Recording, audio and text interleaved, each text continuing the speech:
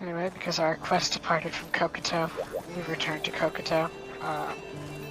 You don't actually have to be here to take a quest for Kokoto, just like I could have taken the Burna quest that we had from that lady behind the quest counter somewhere. Just gossiping about those Macau. Anyway, the Elder is super happy that we did that chore for him. And it was a chore. It was really not worth doing. But he's beginning to feel like we might be worth trusting with better duties. And we added it to the cleared list on our requests. When you do something for someone, you have to go visit them to get your reward. And look, it looks like he wants us to do other things for him. So he'll add a new one, basically a second errand for him, also a 2-star quest. And, you know, just in general, he's a little more chatty. He gave us a Kokoto ticket. That's nice.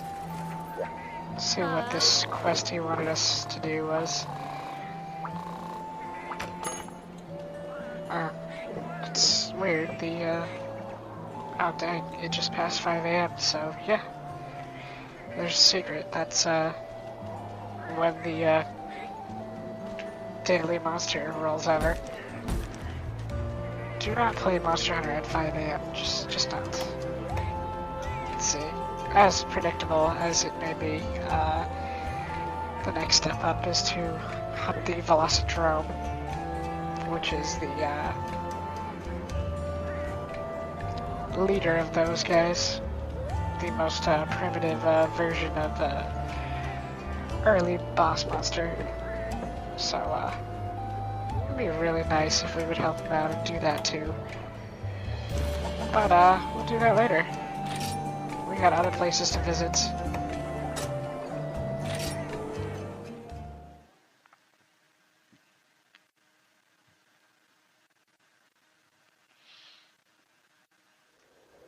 The second handheld game, Monster Hunter Freedom.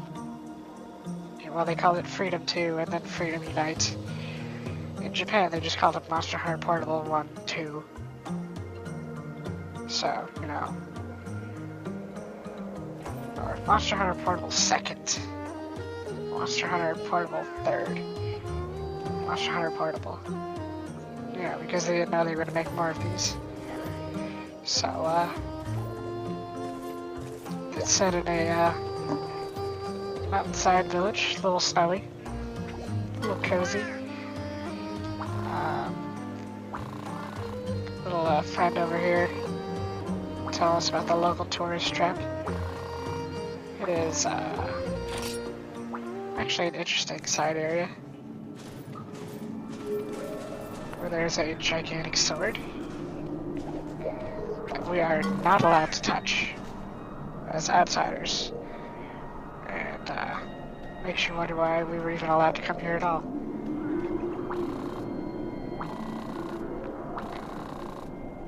But this will be important later, I suppose.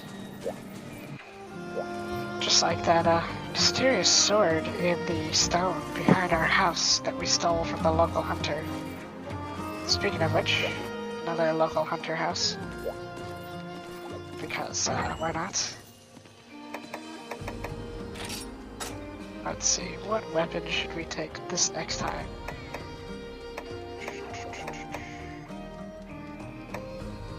Let's bring out Lance.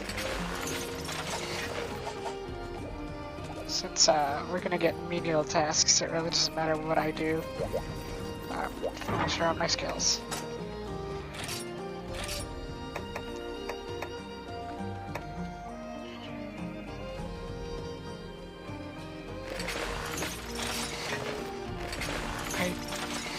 It's been forever since I've used hunter arts in general.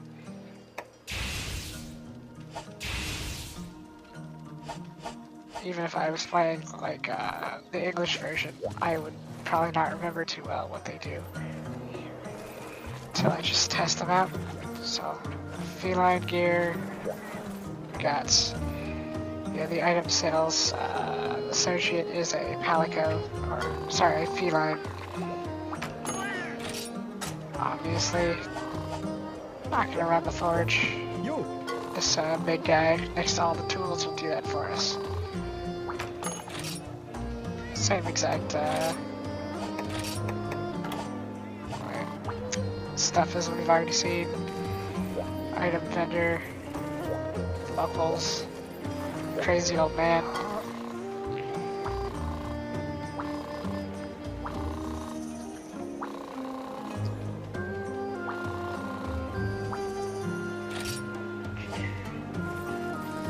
Here's another local village elder. Wow. I don't usually do that, so spoonerisms are fun. But big surprise, we're new in town. She thinks we're nice and all, but why would you trust a total stranger with some actual useful quest?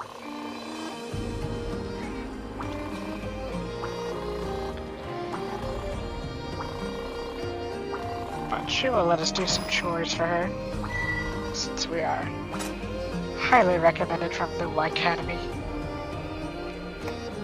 So we got another thing added to our lists. Another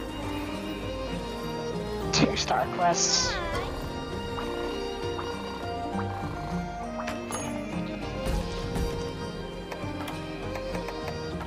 So this one is the Pokke village symbol. And instead of fighting blue raptors, we're gonna fight white raptors. So instead of Velociprey, they are Kia prey.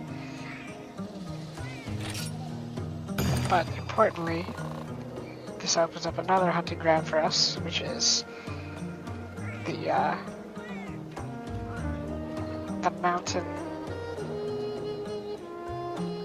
You know, I forget what they dressed it up as, because between games they keep giving them different names, and they're more interesting, more artfully translated. I want to combine my gathering sets. So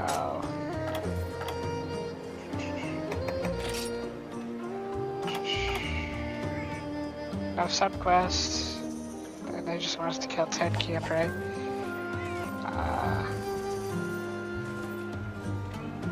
We'll be fine. The supply box will take care of us. There's a little path out of town.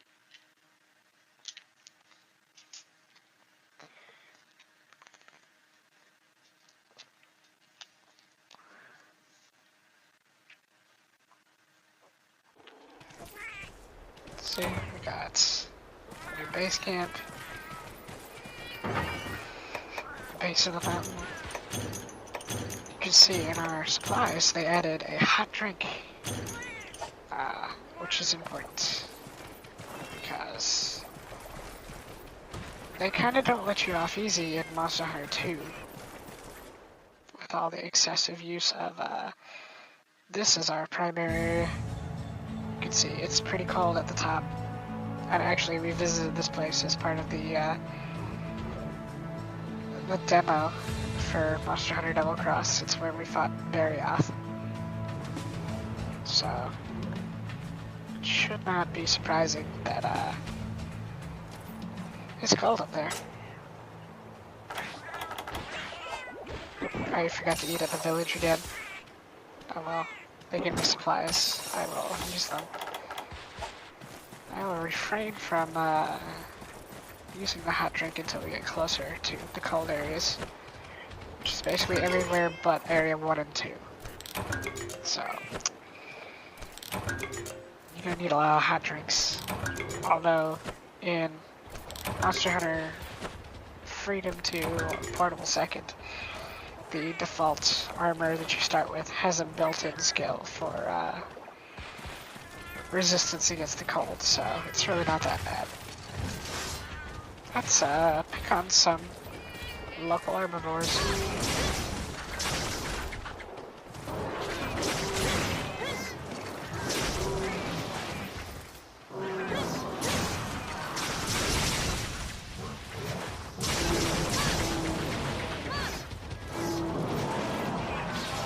They're kind of like Epsilon, but fuzzier, tuskier.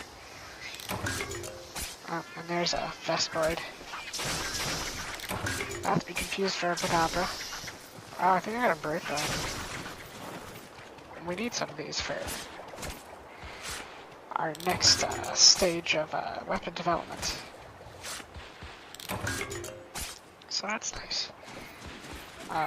Since that verticality thing I'm talking about, you could actually just climb straight up this if you want. That was not an option in the early generations of Monster Hunter.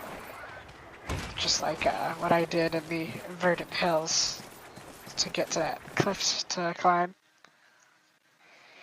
So, very nice, very welcome.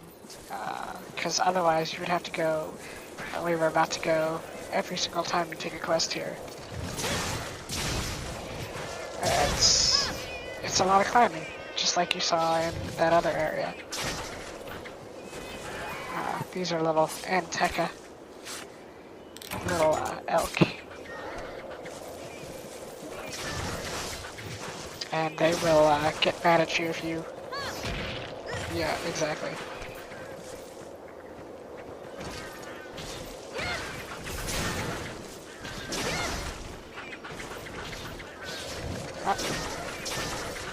I should have known better than to think the cats would finish them off.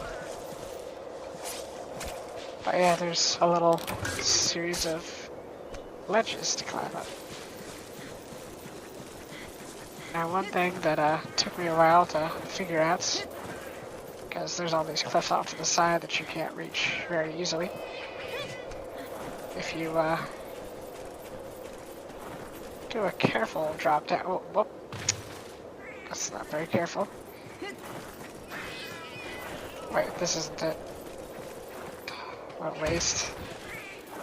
Waste of everybody's time. You actually go even further up. Like you're going to the top of the mountain instead of going inside. Not possible if I go. If I don't take him out, he's gonna push me off the cliff.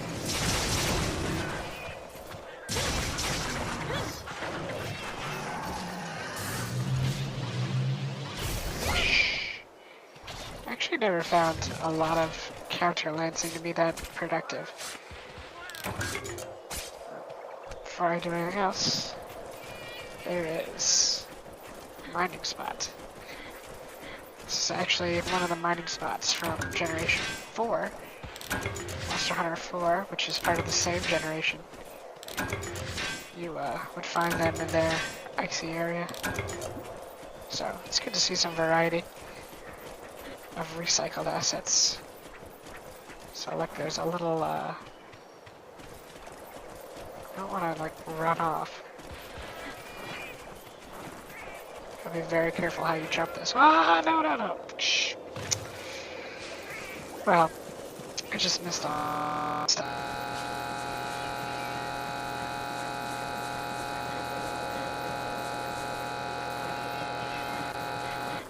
I think the mic just did something weird, so I'm just gonna say, missed all the good stuff by falling off. Really annoying. Not gonna do that again. But, you get the idea. But, it's cold in here. Your hunter will shiver, because it's cold. Your stamina bar will flash blue, meaning it will go down faster. But if you drink a hot drink, you don't have to worry about that for a while. There's a little zone down there. We'll come back to it when it's not a one-way trip. Let's see, more Bullfango.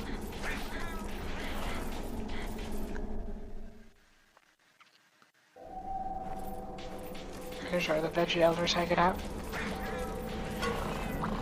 One thing about the veggie elder is that by location, he will trade you stuff for account items or special tickets in your inventory.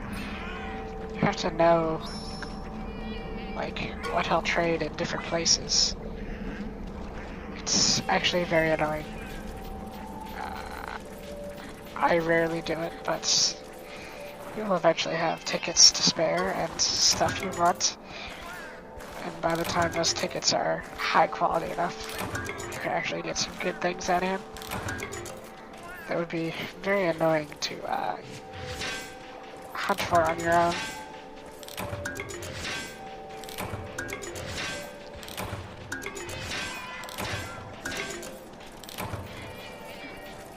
Oh, more mining stuff. One good thing about being in the icy area is sometimes you need ice crystals. If you want to combine or sometimes to make weapons. So you can actually get some here. So just like you can pick up whetstones off the ground, you can also pick up ice crystals in cold places. So if we went this way, we'd end up back in Area 1 on top of the cliff. The little cliff that we could climb up, not like a real cliff. Or go this way. That little half loop of a place. Here's some of our targets.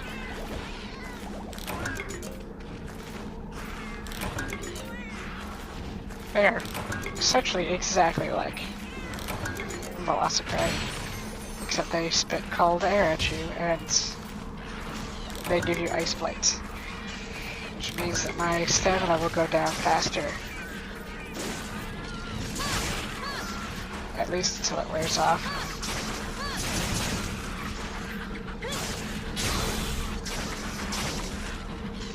Let's see here. Oh yeah, shield dash.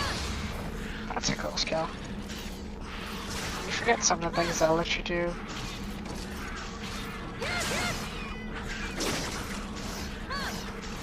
Unlike the advancing charge that you could do normally, you are totally guarded in that one, which is pretty nice.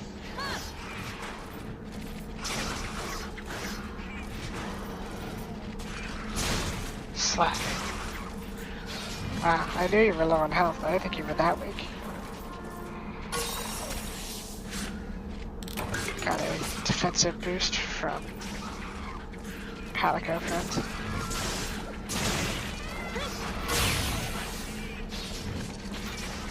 Some more Gia Prey, which will give you Gia Prey scales. Stop spitting on me, I just recovered from ice blight. It's not really a big deal, but if you do a lot of dodging, you can see how you would use it up a lot faster. Or a lot of blocking for that matter. Hey, it's more. You guys are assholes. You can see when you do a thrust combo, you can quickly dodge to the side and begin a new combo. The third combo is a bit stronger, has extra hits, more delay. Let's see if I can pick this up. Ah, it's in the doorway. There's that big area where I fought Barryoth in the demo, at least half the time.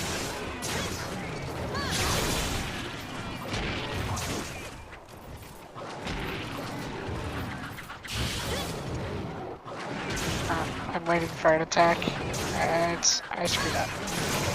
It's a counter. Whoosh. You can see it uses no stamina. Ends in a thrust. You can thrust when you want. Anyway, get some Blango. items, which of course have their own equipment lines. I have a Pokke, which is a account item. I've got some whetstones. I don't need any bone husks. I should really sharpen. Yep, I'm bouncing off of this weak monster.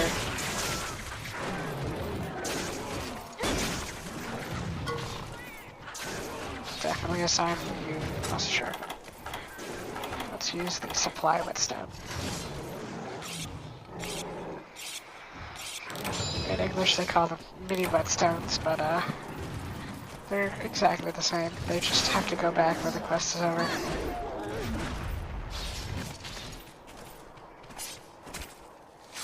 So, I mean, there's that. Some more mining. I really didn't mean to come out here first, but that's fine. Let's see. Don't need any insect husks.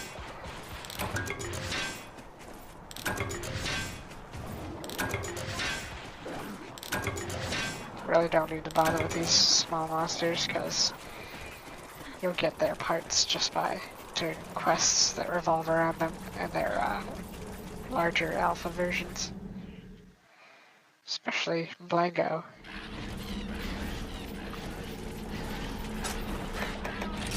I've only killed 5 of them so far, so help ourselves to some more.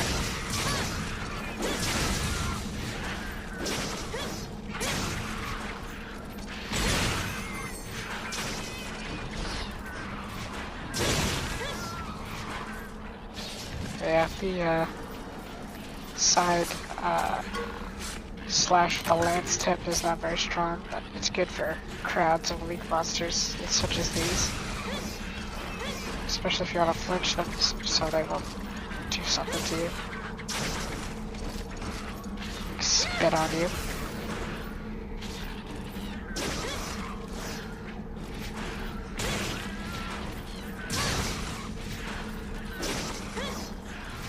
The upward thrusts actually do slightly more damage.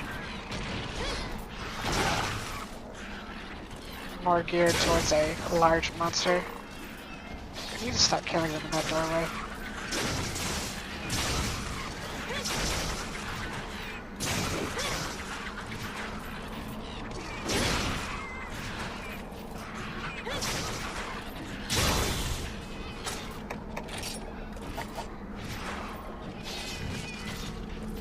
Lost some sharpness again.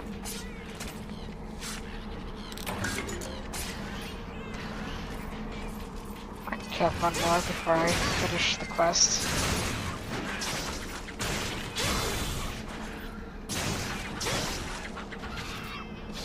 I don't want to risk that doorway making me do another loading screen.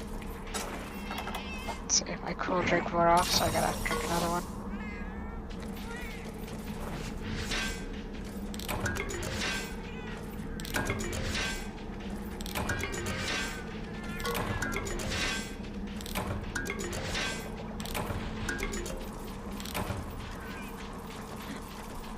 So, the interior of the mountain is a fairly small but interconnected little area. As we saw on the demo, this is a monster nesting area. Some monsters like to live here. There's a little way to climb back up, which is very handy, of course.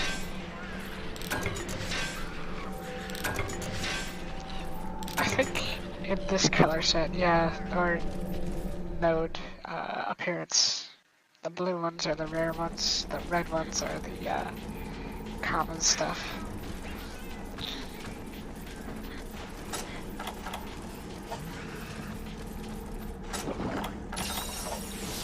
Gotta get moving before that Dolfengo decides to charge us from behind. And then the top of the mountain has its own set of 3 interconnected places, Also, obviously, very cold up here. There's an account item called Mountain Herbs, which you will get a lot of in the early game of Monster Hunter 2. That you can find a lot of up here. There's also an abandoned hunter's camp, which gets you a lot of stuff. Like in the Jurassic Frontier, you can get like supply items or paintballs and such.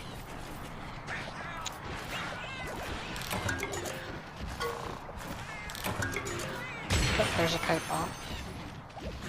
I don't want to kill you guys because you'll end the quest.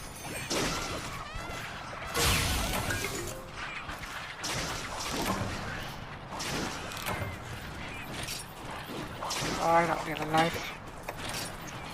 It's a supply item, so I'd have to give it back. I'm not gonna risk the cats killing one of those guys and ending the quest because there's still some interesting stuff to deal with. Interesting stuff? You mean not wasting the entire time looking in the wilderness? I do promise we'll start actually fighting monsters soon. Probably.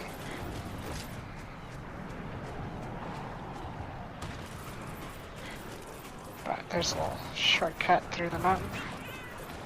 Do a little side climbing. Oh, look at that. There's a monster up here. We can take some pieces off it. Let me, get Psycho Serum. Let's just use up this whetstone. And some, of our supply medicine. So we won't feel bad if we have to throw it away. You see my health meter is going down.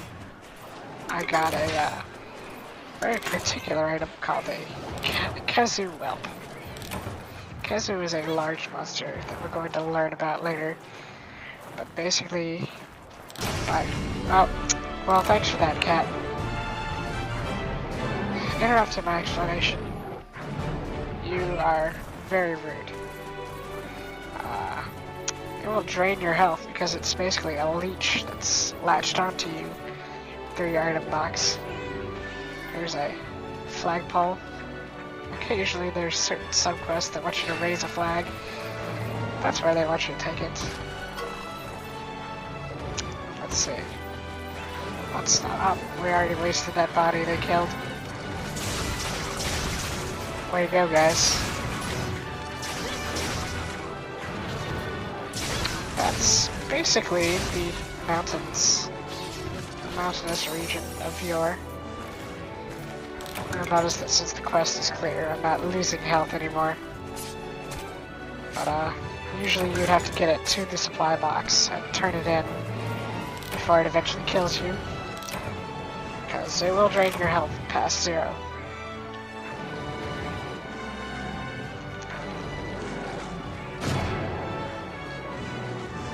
But it's an account item. And it's worth something like 500 points, I think. So we got some gear praise stuff. Armor sphere. Some ice crystals. Some herbs, some bones. Oh, Vestblade weight.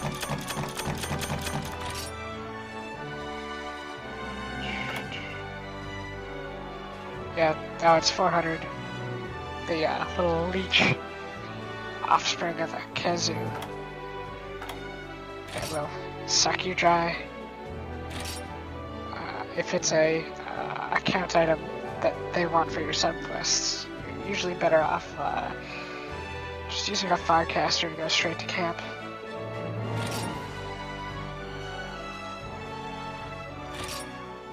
But it's a nice variation on the usual take this heavy item that doesn't let you move very fast or attack.